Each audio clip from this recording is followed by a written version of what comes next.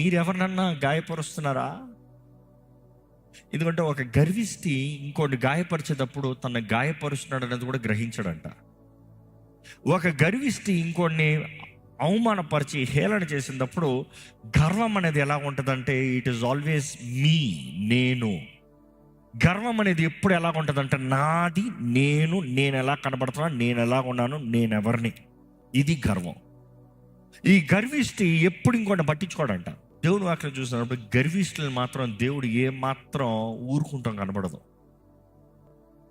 గర్విష్ఠులంతా దేవునికి అసహ్యం అంట. గర్విష్ఠులు దేవుడు ఏం చేస్తాడంట? అనగదొక్కుతాడంట.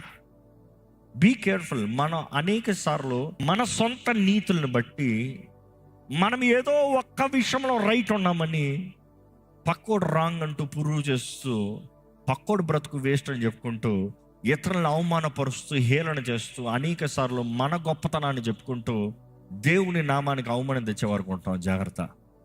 కానీ దేవుడు దీనుల పక్షాన ఉంటాడంట. దీనులకి దగ్గరగా ఉంటాడంట. దీనులను ఆదుకునే దేవుడు అంట. దీనులను బలపరిచే దేవుడు అంట. దీనులకి సహాయం ఇచ్చే దేవుడు అంట. దీనుల ప్రార్థనని ఆలకించే దేవుడు అంట.